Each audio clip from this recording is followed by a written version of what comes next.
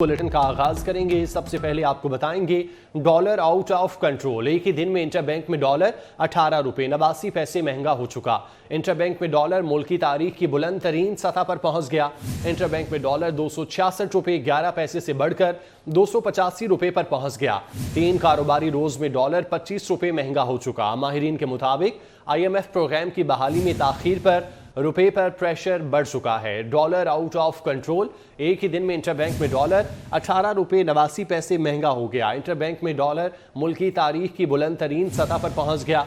Interbank में dollar 266 रुपए 11 पैसे से बढ़कर 285 रुपए पर पहुंच गया। 3 कारोबारी रोज में डॉलर 25 रुपए महंगा हो चुका। माहिरीन के मुताबिक IMF प्रोग्राम की बहाली में ताखीर पर रुपए पर प्रेशर बढ़ चुका है। डॉलर की कदर में इजाफे का सिलसिला जारी है। डॉलर 266 रुपए 11 पैसे से बढ़कर 285 रुपए हो गया। 3 कारोबारी रोज में डॉलर 25 रुपए महंगा हुआ। मुल्क की तारीख की बुलंद तरीन सतह पर पहुंच चुका है। जबकि माहिरीन का कहना है कि दरामदी बिल की तलब पर डॉलर महंगा हो रहा है। जबकि IMF प्रोग्राम की बहाली में ताखीर पर भी रुपए पर प्रेशर बढ़ चुका है। एक ही दिन में इंटरबैंक में डॉलर 18 रुपए 89 पैसे महंगा हो चुका। इंटरबैंक में डॉलर मुल्क की तारीख की बुलंद तरीन सतह पर पहुंच गया। इंटरबैंक में डॉलर 266 रुपए 11 पैसे से बढ़कर 285 रुपए का हो गया। 3 कारोबारी रोज में डॉलर 25 रुपए महंगा हो चुका। माहिरीन के मुताबिक IMF प्रोग्राम की बहाली में ताखीर पर रुपए पर प्रेशर बढ़ गया है। Dollar out of control. एक ही दिन में इंटरबैंक में डॉलर 18 रुपए 89 पैसे महंगा। इंटरबैंक में डॉलर मुल्क की तारीख की बुलंद तरीन सतह पर पहुंच गया।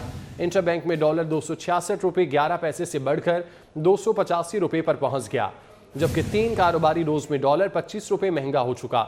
माहिरीन के मुताबिक IMF प्रोग्राम की बहाली में ताखीर पर रुपए पर प्रेशर बढ़ चुका है। डॉलर की उड़ान का सिलसिला जारी है। आज के दिन इंटरबैंक में डॉलर 18 रुपए 89 पैसे महंगा हुआ है। जबकि डॉलर अब मुल्क की तारीख की बुलंद तरीन सतह पर पहुंच चुका है।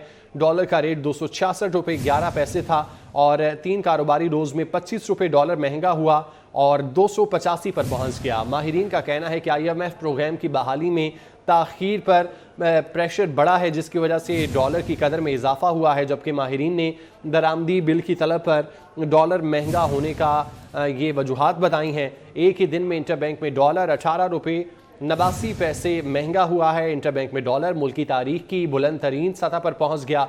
डॉलर के महंगा होने के साथ साथ मुल्की कर्जे भी बढ़े हैं। जबकि महंगाई की शरह में भी मजीद इजाफे का खदशा जाहिर किया गया है। एक ही दिन में इंटरबैंक में डॉलर 18 रुपए 89 पैसे महंगा हो गया। इंटरबैंक में डॉलर मुल्क की तारीख की बुलंद तरीन सतह पर पहुंचा है। इंटरबैंक में डॉलर 266 रुपए 11 पैसे से बढ़कर 285 रुपए पर पहुंच चुका है। 3 कारोबारी रोज में डॉलर 25 रुपए महंगा हुआ।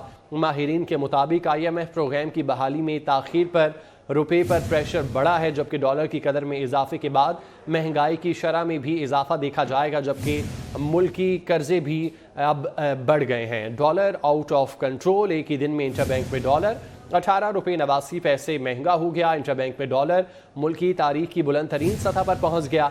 इंटरबैंक में डॉलर 266 रुपए 11 पैसे से बढ़कर 285 रुपए पर पहुंच चुका है। Chairman national business group Zahid Hussain साहब ने हमें ज्वाइन किया है। उनसे इस मुतालिक मजीद बात करते हैं। जाहिद हुसैन साहब, बहुत शुक्रिया वक्त देने के लिए। 3 दिनों में डॉलर 25 रुपए से ज्यादा बढ़ चुका है, कैसे देखते हैं इस सूरत हाल को? यकीनन डॉलर की एकदम ये जो अचानक हाइक आई है, तो इससे महंगाई में बहुत ज्यादा इजाफा होगा। हमारी जो इम्पोर्टेड आइटम्स हैं, जो हमारी इम्पोर्ट्स हैं, तकरीबन 70 अरब रुपए की हमारी इम्पोर्ट्स हैं, 70 अरब डॉलर की, तो उनकी ज़ाहिर की कीमतें बढ़ जाएंगी। लेकिन दूसरी तरफ इसमें जो बेहतरी होगी वो गालबन ये होगी कि एक तो जो हमारा डॉलर अफगानिस्तान स्मगल हो रहा है वो रुकेगा, क्योंकि IMF का भी ये मुतालबा था कि आप डॉलर की कीमत आज़ाद छोड़ें ताकि डॉलर की स्मगलिंग अफगानिस्तान ना हो।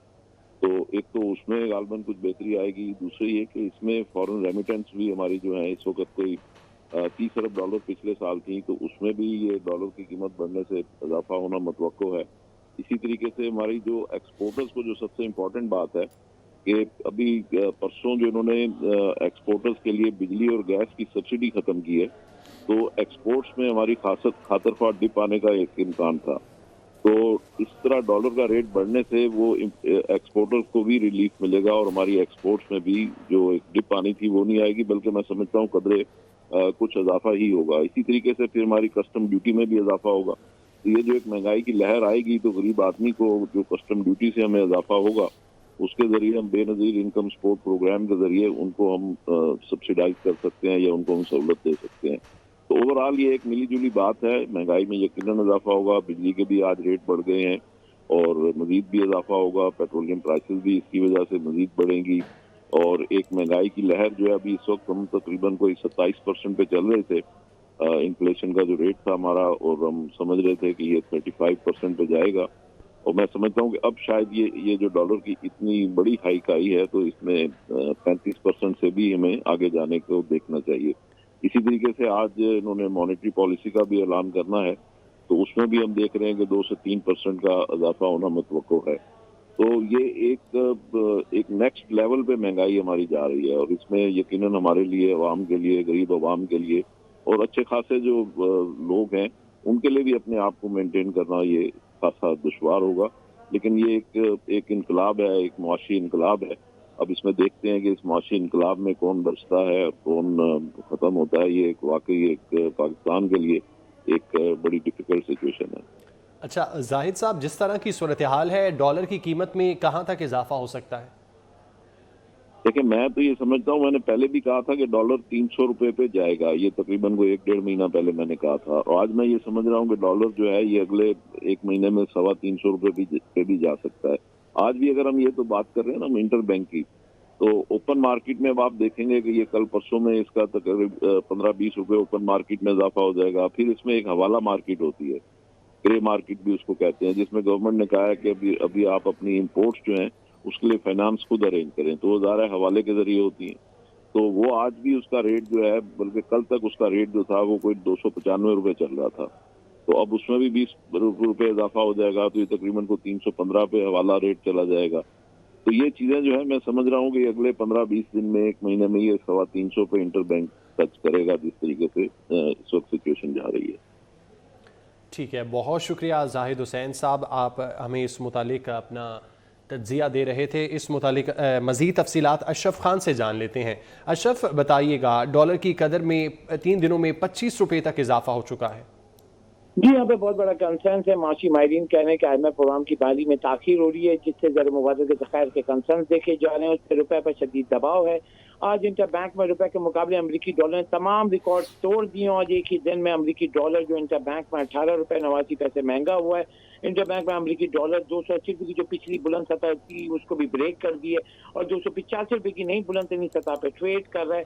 3 कारोबारी रोज में अमरीकी डॉलर 25 रुपए 8 पैसे महंगा हो चुका है और 3 कारोबारी रोज में जैसे डॉलर 25 रुपए महंगा हुआ तो पाकिस्तानी रुपए में बैरूनी कर्ज के बोझ में 3000 अरब रुपए का इजाफा हो गया है। और इसका जो असरात देखें, जो दरामदी बिल है उसकी लागत बढ़ जाएगी और ये 3 दिन में अगर देखा जाए डॉलर 25 रुपए महंगा होना किसी भी रीजन ममालिक में देखा जाए, माहिरीन का कहना है ऐसा नहीं होता है। उसके शदीद मनफी असरात होंगे, दरामदी लागत बढ़ जाएगी। फ्यूल की प्राइस अगर देखें, हम इजाफी पैसे देने होंगे पाकिस्तानी रुपए में, जिससे उसकी कीमत बढ़ जाएगी। बिजली, गैस की कीमत, दरामदी तेल की कीमत की बात करें, खाने पीने की तेल की बात करें, तो ये कंसर्न है कि दरामदी जो माल पोर्ट पे फंसा हुआ है तकरीबन 4 से 4.5 अरब डॉलर का उसकी डिमांड आई हुई है, उसकी वजह से भी रुपए पर प्रेशर। और साथ ही मार्केट कंसर्न देख रही है कि जो यहाँ पे IMF का प्रोग्राम बहाली में ताखीर हो रही है और जिसमें मजीद शराइत हैं, जिसमें आज स्टेट बैंक की मॉनेटरी पॉलिसी भी है, उसके बाद अब कितने मरहले रह जाएंगे, क्योंकि हर मरहले के बाद IMF का नया दबाव आ जाता है जिसपे जो रुपए पर प्रेशर बढ़ जाता है। अब यहाँ पे मजीद कंसर्न देखा जा रहा है कि आज स्टेट बैंक की जानिब से मॉनेटरी पॉलिसी का ऐलान होता है, उसके बाद वो शर्त भी पूरी हो जाएगी और बिजली और गैस की कीमत भी बढ़ चुकी है, तो अब मजीद क्या शर्तें लगती हैं। लेकिन ये कंसर्न है, अगर IMF का प्रोग्राम जल्द बहाल नहीं होता है तो रुपए पर मजीद दबाव देखा जा सकता है। ठीक है अशरफ, आपका बहुत शुक्रिया। मुल्क में बदतरीन महंगाई, मुख्तलिफ कंपनियों की कोल्ड ड्रिंक्स भी 5 से 10 रुपये महंगी। रेगुलर कोल्ड ड्रिंक 38 की बजाय 45 रुपये, हाफ लीटर 80, 1.5 लीटर 160 रुपये की मिलेगी। मिनरल वाटर 1.5 लीटर की बोतल 15 रुपये बढ़कर 90 रुपये की मिलेगी। बात करते हैं शहजाद खान अब्दाली से। शहजाद बताइएगा, किन किन चीज़ों की कीमतों में इजाफा हुआ है? मुल्क में बिल्कुल बदतरीन महंगाई की लहर जारी है। मुख्तलिफ मल्टीनेशनल कंपनियों की कोल्ड ड्रिंक्स की कीमतों में 5 से 10 रुपए का इजाफा देखा जा रहा है। मिनरल वाटर की बोतलों में 15 रुपए और इस तरह घरेलू इस्तेमाल की अशिया में नील और ब्लीच की कीमतों में भी 410 से लेके 195 रुपए का इजाफा रिकॉर्ड किया जा रहा है। मुख्तलिफ कंपनियों की शू पॉलिश और शाइनर की कीमतों में 20 से 70 रुपए, टॉयलेट क्लीनर 125 रुपए, डेटॉल जो है वो 223 से 604 रुपए और इसी तरह मच्छर मार प्रोडक्ट जो हैं वो 15 से 100 रुपए तक महंगी हुई हैं। मुख्तलिफ कंपनियों के जो जूस के डिब्बे हैं वो भी 10 रुपए फी लीटर तक महंगे हो चुके हैं। बच्चों के लिए खुश्क दूध जो है वो 100 रुपए फी किलोग्राम जो है वो महंगा हुआ है। इस तरह मशहूर ब्रांड की जो कॉफी है वो 100 रुपए से लेकर 800 रुपए तक महंगी हुई है। इसके साथ साथ जो खुश्क दूध है उसकी कीमतों में भी 100 रुपए का इजाफा देखा जा रहा है। जी ठीक है, बहुत शुक्रिया, आप हमें तफसीलात से आगाह कर रहे थे शहजाद। इस्लामाबाद में भाराकाहू के इलाके में ज़ेरे तामीर पुल के गार्ड्स गिर गए। गार्ड्स गिरने से कोई जानी नुकसान नहीं हुआ। पुलिस और दीगर रेस्क्यू टीमें मौके पर मौजूद हैं। बात करते हैं, फरजाना सिद्दीक ने हमें ज्वाइन किया है। जी फरजाना। जी बिल्कुल, इस्लामाबाद बाराकाहू में पुल ज़ेरे तामीर है और ये एक दफ़ा फिर से दूसरी दफ़ा गिर गया है। जब पहली दफ़ा 25 को ये गिरा था तो बड़ा अफसोसनाक वाक़या पेश आया था। इसके मलबे तले दबकर 3 मजदूर जाँ बाक हुए थे और मुतअद्दिद की तादाद में ज़ख्मी भी हुए थे, जो अभी तक ताहाल इस्लामाबाद के मुख्तलिफ हॉस्पिटलों में ज़ेरे इलाज हैं। और आज दूसरी दफ़ा ये वाक़या पेश आया है कि इस्लामाबाद बाराकाहू का ज़ेरे तामीर पुल गिर गया है। आज खुशकिस्मती से कोई भी जानी नुकसान नहीं हुआ। ज़राए का ये कहना है कि जो पुल है ज़ेरे तामीर, इस पर क्रेन की मदद से गार्ड्स रख रहे थे कि वो गार्ड रखने से 5 पिलर जो है वो एकदम से गिर गए। ताहम जो इर्द गिर्द के लोग थे और मजदूर थे उन्होंने भागकर अपनी जान बचाई। इस वाक़े की सीसीटीवी फुटेज भी सामने आ गई है जिसमें वाज़ेह तौर पर इस पुल को गिरते देखा जा सकता है। वाक़े की इत्तला मिलते ही रेस्क्यू की टीमें यहाँ पर पहुंची, पुलिस भी बड़ी तादाद में यहाँ पर पहुंची और इसके साथ साथ जो कमिश्नर इस्लामाबाद हैं और CDA चेयरमैन हैं वो भी यहाँ पर आए और तमाम तर सूरत हाल का जायज़ा लिया। जबकि DIG ऑपरेशन इस्लामाबाद भी यहाँ पर आए और तमाम तर सूरत हाल को देखा कि आखिर ये जो पुल है दोबारा से किस तरह से गिरा है। इस मौके पर कमिश्नर इस्लामाबाद का कहना था कि इस तमाम तर वाक़े की मुकम्मल तौर पर तहकीकात की जाएंगी। CDA ज़राए की जानिब से ये भी कहना है कि इस पुल को 25 मार्च तक कंप्लीट करने का हदफ दिया गया है और इस वजह से 3 शिफ्टों में भी काम जारी है। लेकिन हरगिज़ इसका मतलब ये नहीं है कि इस पुल को जल्द से जल्द ही तामीर करना है। लेकिन बदकिस्मती से आज ये वाक़या पेश आया है और कोई भी जानी नुकसान नहीं हुआ है। इस वक्त भी रेस्क्यू टीमें यहाँ पर मौजूद हैं, इमदादी कार्रवाइयाँ भी जारी हैं। दूसरी जानिब बाराकाहू से मरी की जानिब जाने वाले रास्ते को ट्रैफिक के लिए बंद करते हुए रास्ता शहरियों को मुहैया कर दिया गया है। को मुतबादिल रास्ता मुहैया किया गया है। फरजाना, आपका बहुत शुक्रिया। वज़ीर आज़म शहबाज शरीफ की ज़ेर सदारत हाई पावर्ड बोर्ड का इजलास। इस इजलास में मुख्तलिफ ग्रुप्स के अफसरान के ग्रेड 22 में तरक्की की मंजूरी दी गई। पुलिस सर्विस के अमीर शेख खालिद महमूद की ग्रेड 22 में तरक्की की मंजूरी दी गई। बात करते हैं, बाबर शहजाद तुर्क हमारे साथ मौजूद हैं। बाबर, बताइएगा इस इजलास के मुतालिक। देखिए, वफाकी ब्यूरोक्रेट की ग्रेड 21 से 22 में तरक्की के लिए वज़ीर आज़म शहबाज शरीफ की ज़ेर सदारत हाई पावर सिलेक्शन बोर्ड का इजलास वज़ीर आज़म सेक्रेटेरिएट में हुआ है। इजलास में मुख्तलिफ सर्विसेज और ग्रुप्स के अफसरान को ग्रेड 21 से 22 में तरक्की देने की मंजूरी दी गई है। ज़राए के मुताबिक police service of Pakistan grade 21 के अफसर अमीर शेख और police service of Pakistan grade 21 के अफसर खालिद महमूद को ग्रेड 22 में तरक्की देने की मंजूरी दी गई है। इसके अलावा फॉरेन सर्विस ऑफ पाकिस्तान के अफसर अहमद हसन, इम्तियाज काजी, साइरस काजी, मोहम्मद हसन, जहूर अहमद और आमना बलोच को ग्रेड 21 से 22 में तरक्की देने की मंजूरी दी गई है। सेक्रेटेरिएट ग्रुप की अफसर समीना ए हसन की ग्रेड 22 में तरक्की की मंजूरी दे दी गई है।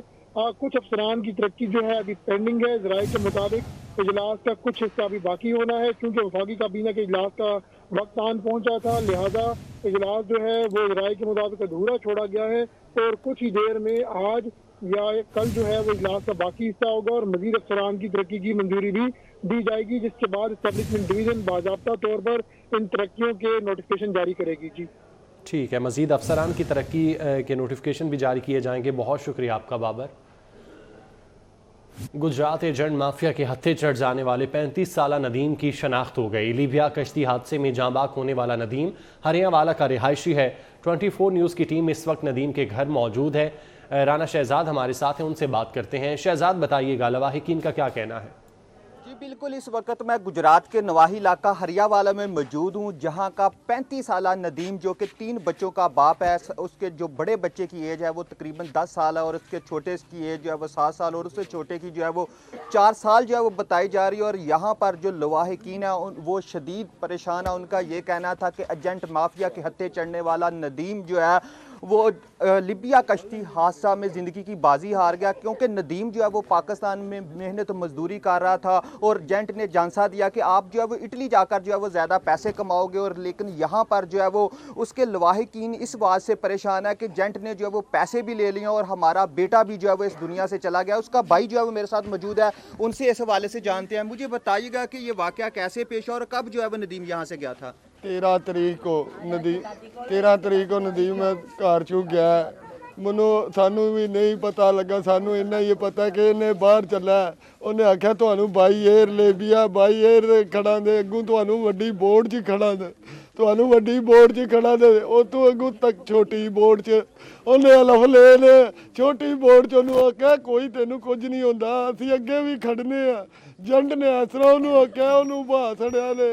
अगू दूसरे दिन सानू आख्या ने कि वो मर गया जे, वो मर गया जे ना सानू कोई तस्वीर। अज 8-10 दिन हो गए ने, जुम्मे रात दी मेरिया मावा मर चलिया ने रो रो के। जैसा कि आपने यहाँ पर जो है वो नदीम के भाई की बात सुनी, नहायत ही जो है वो परेशान है और उनका ये कहना था कि हमारे साथ जो है वो एजेंट ने बड़ी कश्ती की बात की थी और छोटी कश्ती में जो है वो ज्यादा लोग बैठा दिए, जिसकी वजह से आपका बहुत शुक्रिया।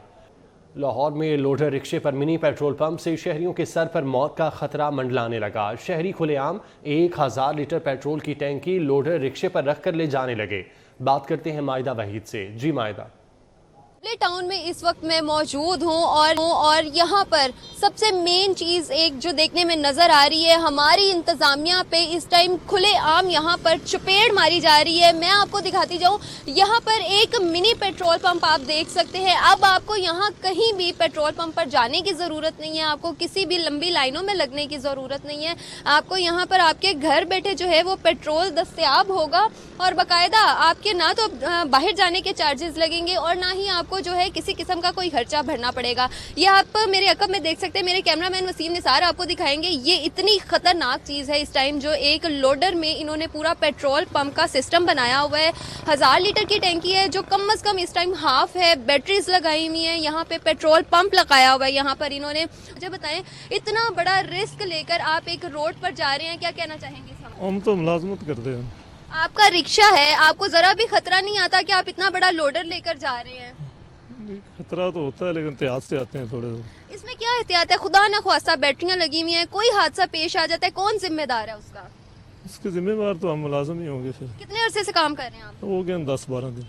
10-12 दिन से आप ये काम कर रहे हैं। कैसे आपके दिमाग में ये आइडिया आया है? बस ये हम तो आए हैं, तो करते हैं, दिहाड़ी करते हैं। अभी यहाँ पर जो है वो इंतजामिया ने इनको बिल्कुल नहीं रोका और ये जो है वो खुला बारूदी सामान लेकर सड़क पर खुले आम जो है वो फिर रहे हैं। सिर्फ ये एक नहीं, इनके मुताबिक इनका कहना है कि यहाँ पर और भी ऐसे मिनी पेट्रोल पंप जो लोडर पर मौजूद हैं वो यहाँ पर लाहौर शहर में इस वक्त मौजूद हैं और जो जगह जगह पर हैं। इंतजामिया को चाहिए कि इसके ऊपर जो है वो फौरी एक्शन ले और यहाँ पर जितने भी इस तरह के पेट्रोल पंप मिनी लोडर पर मौजूद हैं उनको रोका जाए। बहुत शुक्रिया। पंजाब और खैबर पख्तूनख्वा में इंतखाबात का मामला, इलेक्शन कमीशन का अहम तरीन इजलास चीफ इलेक्शन कमिश्नर की जेर सदारत दोपहर 2 बजे होगा। मेंबरान इलेक्शन कमीशन और सेक्रेटरी शरीक होंगे। जराये के मुताबिक इलेक्शन कमीशन का लॉ विंग सुप्रीम कोर्ट के फैसले और कानूनी निकात पर ब्रीफिंग देगा। मजीद बता रहे हैं उस्मान खान। जी बिल्कुल, खैबर पख्तूनख्वा और पंजाब में इंतखाबात होंगे तो किस तरीकाकार से होंगे, इस हवाले से इलेक्शन कमीशन का अहम तरीन इजलास आज दोपहर 2 बजे chief election commissioner Sikandar Sultan Raja की जेर सदारत होगा, जिसमें इलेक्शन कमीशन के हुकाम, मेंबरान और लॉ विंग के अफसरान शरीक होंगे।